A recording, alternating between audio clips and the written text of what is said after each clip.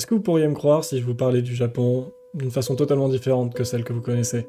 On voit le Japon comme un peuple très fier et surtout très attaché à ses cultures et à ses traditions. Seulement, ça n'a pas toujours été le cas. Ou plutôt, il y a une partie de leur histoire, il y a quand même quelques années de ça, où le Japon était habité par un peuple autochtone, les Ainu. Ce qui est arrivé à ce peuple est assez particulier et surtout très important. Parce que ça marque un penchant de l'histoire japonaise qui a été effacé de l'histoire, ou plutôt quasiment effacé. Parce que oui, les Ainu existent encore, et ils se sont battus pour avoir ce droit. Aujourd'hui, je vous emmène dans l'histoire des Ainu, le peuple autochtone du nord du Japon. Vous êtes prêts? C'est parti! Chapitre 1. Qui sont les Ainu? Une origine ancienne. Les Ainu, dont le nom signifie littéralement « être humain » dans leur propre langue, est le peuple d'origine du Japon. Ils étaient là il y a des milliers d'années, avant même l'arrivée des peuples Yamato, qui sont les ancêtres des Japonais actuels. Les recherches archéologiques ou génétiques montrent que les Ainu descendent sûrement du peuple Jōmon, un peuple qui a vécu au Japon il y a 10 000 ans.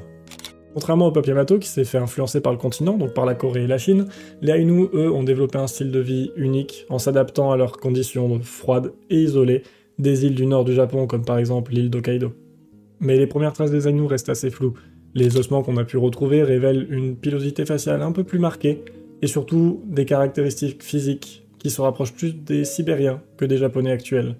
Mais ce qui choque le plus les historiens, c'est surtout leur langue, parce que la plupart du temps, les langues ont des origines, des points communs avec d'autres, que les Ainu, c'est pas le cas. Les Ainu ont une langue propre, elle ne ressemble ni au japonais actuel, ni au coréen, ni au chinois. C'est vraiment une langue qui s'est développée par elle-même, qui ne s'est pas faite influencer par d'autres, qui ne s'est pas faite modifier avec le temps et par d'autres populations. C'est une énigme linguistique. Et forcément, vu que c'était un peuple très ancien, leur mode de vie était quelque peu unique. Ils vivaient dans des petits villages appelés kotan, dans des maisons en toit de chaume. Ils vivaient en harmonie avec la nature, de la chasse, de la pêche, de la cueillette. Mais pour eux, la nature n'est pas juste un espace dans lequel ils viennent puiser leurs ressources et ce dont ils ont besoin. Non, c'est vraiment quelque chose de vivant, rempli d'esprits qui l'habitent, les esprits appelés les kamui. Chaque élément naturel, les montagnes, les rivières ou même les animaux possèdent un esprit qu'il faut respecter à tout prix. Par exemple, l'esprit de l'ours, appelé Kimun Kami, l'esprit de la montagne traduit littéralement, est à la fois vénéré et chassé. Et à chaque fois qu'un Ainu tue un ours, que ce soit pour la nourriture ou sa fourrure, un rituel complexe est mis en place. Ce rituel appelé le Iyomante sert à l'esprit de l'ours de rejoindre l'au-delà. Malheureusement, au fil des siècles, leur culture a été marginalisée et leurs traditions ont failli disparaître. Mais avant de mettre un point sur leur lutte contre ça, on va d'abord voir un élément clé de leur histoire. L'arrivée des Yamato sur l'archipel nippon. Chapitre 2. L'arrivée des Yamato et la marginalisation des Ainu. Pendant des siècles, les Ainu ont vécu en totale harmonie avec la nature et surtout en totale autonomie dans les régions froides du nord de l'archipel, mais tout ça a changé à partir du Moyen-Âge. Le peuple japonais Yamato ont décidé d'aller explorer Hokkaido, ou comme ils aimaient l'appeler, Ezochi, la terre des barbares. C'est à partir du XIIe siècle que les Yamato se dirigent vers le nord. Officiellement, c'est seulement pour des échanges commerciaux. Les Ainu ont du saumon, de la fourrure, ou des produits liés à la chasse à la baleine qui intéressent beaucoup les Yamato, et en échange, ils vont leur fournir du fer, du tissu ou du riz. Mais vous vous en doutez, ces échanges commerciaux sont loin d'être équitables. Les Japonais Yamato commencent à imposer des échanges très défavorables pour les Ainu, qui, mine de rien, reste un peuple très fier. Ils refusent donc de se soumettre aux Japonais Yamato, et des conflits commencent à éclater. Certains chefs Ainu, lassés de l'humiliation, lancent des raids contre les avant-postes commerciaux japonais, chose qui sera répondue par les Japonais par les envois des samouraïs sur les terres d'Hokkaido. Le XVe siècle marque un tournant. Les empereurs japonais ne considèrent plus Hokkaido comme une terre commerciale avec laquelle faire des échanges, mais bien comme une terre à conquérir.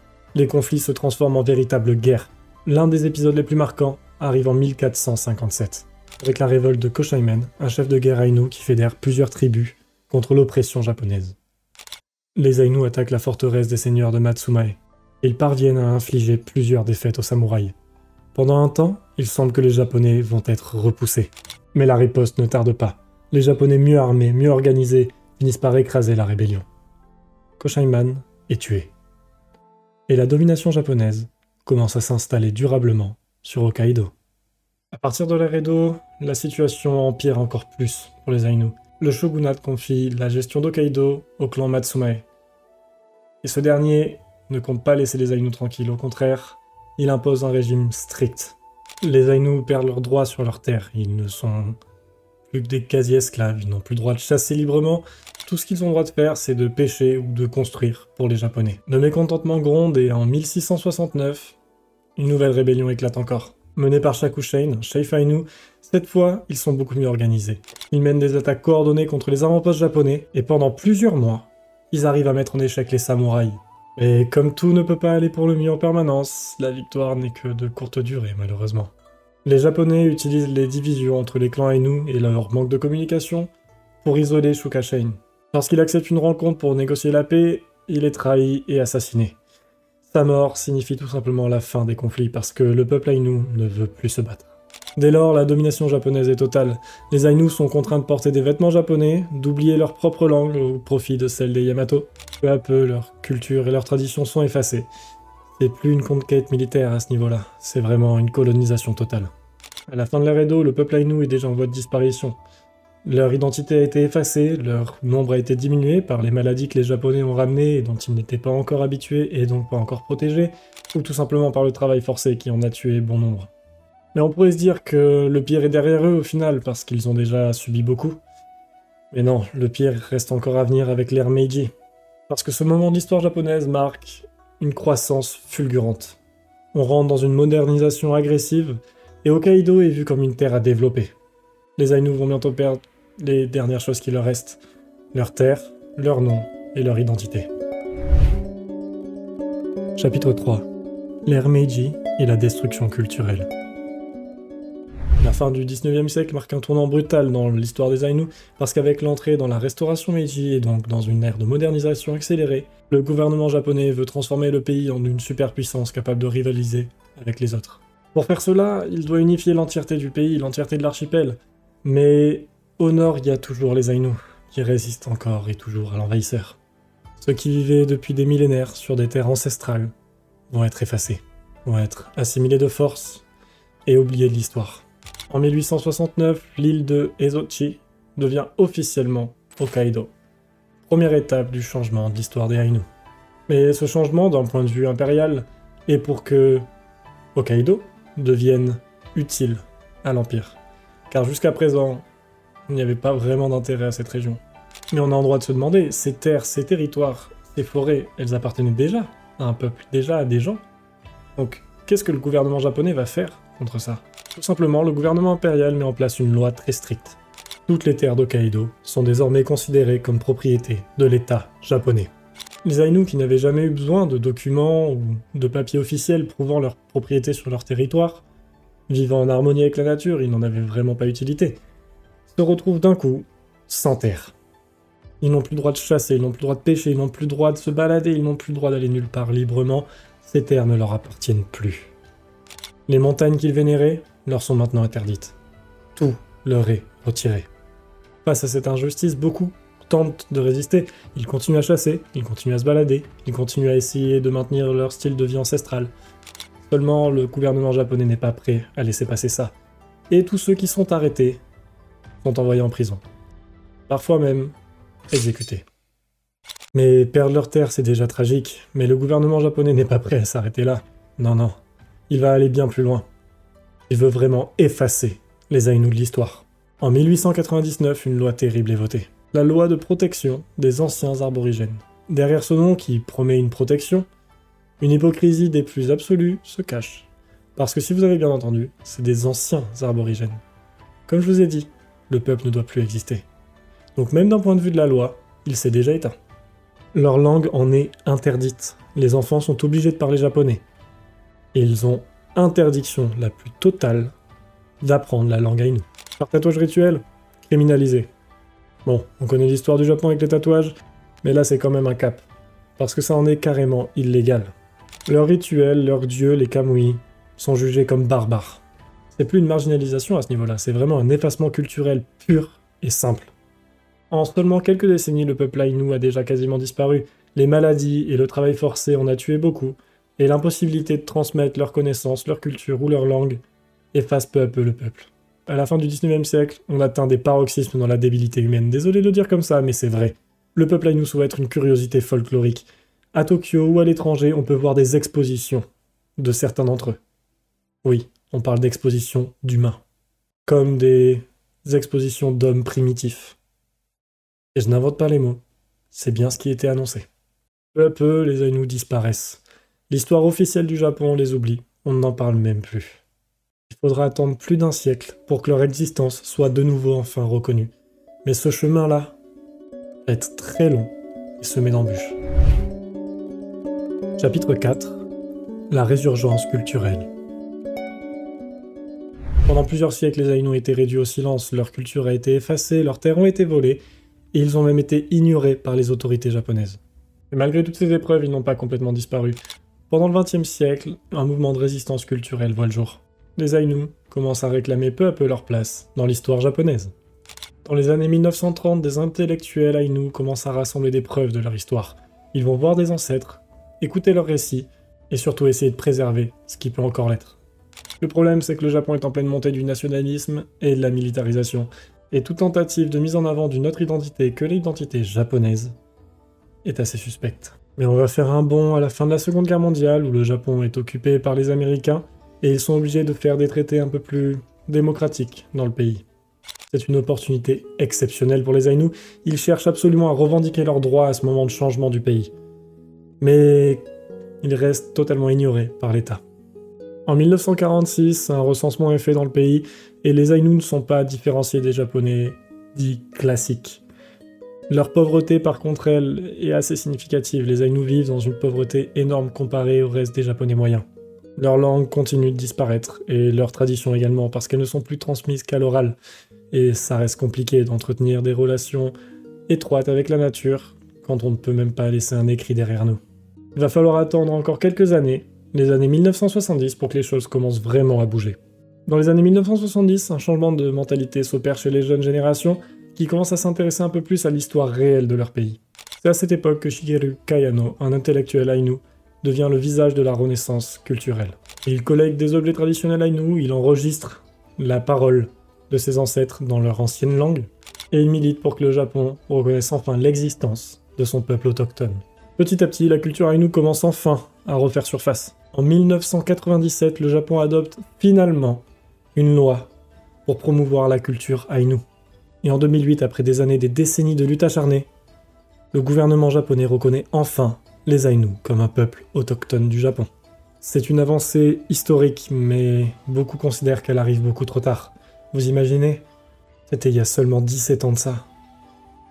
Vous vous souvenez au début de la vidéo? L'âge du peuple Aïnou dont je vous ai parlé? Il y a quand même un sacré temps d'attente. C'est pour ça que certains diront même que, pendant plus d'un siècle, les Aïnous ont été effacés. Reconnaître leur existence maintenant ne suffit pas à effacer la souffrance du passé. Et surtout, même si cette reconnaissance est officielle, d'un point de vue réel, pas grand-chose ne change. Les discriminations envers les Aïnous persistent. Mais au moins les choses avancent pour le meilleur. Et en 2019, et oui, c'était il n'y a pas si longtemps que ça malheureusement, il y a un symbole encore plus fort qui vient se mettre en place. L'ouverture de Upopoi, le musée de l'histoire Aïnou, sur l'île d'Hokkaido, bien évidemment. Et certains critiquent ce projet, en fait, ils voient ça comme si le peuple japonais essayait de rattraper leur tort en construisant un bâtiment, alors qu'ils ont essayé de les effacer pendant des siècles. Nous ne voulons pas être réduits à des objets de musée, nous sommes un peuple vivant. Chapitre 5. L'héritage des Aïnous dans la culture populaire.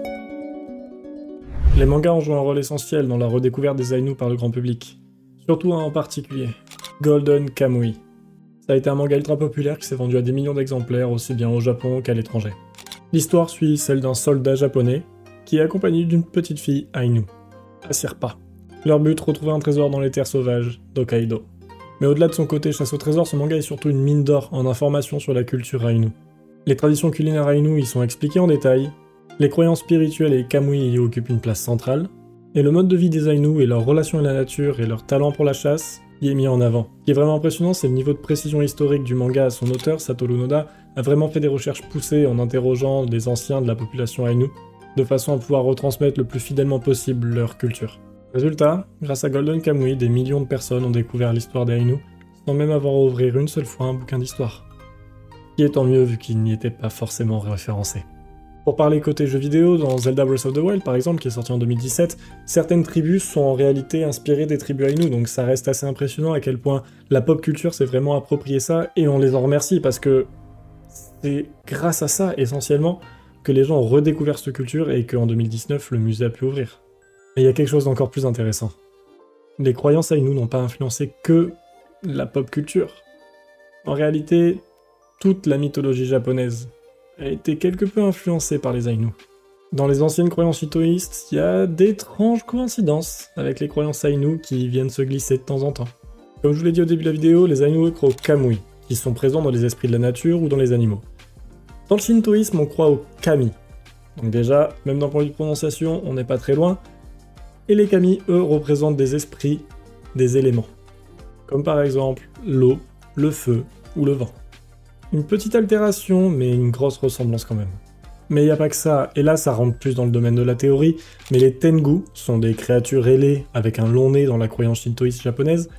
Ça a été dit que c'était peut-être, éventuellement, une référence aux Ainu. Parce que ça serait la représentation du peuple barbare du Nord, au physique légèrement différent de celui des Japonais.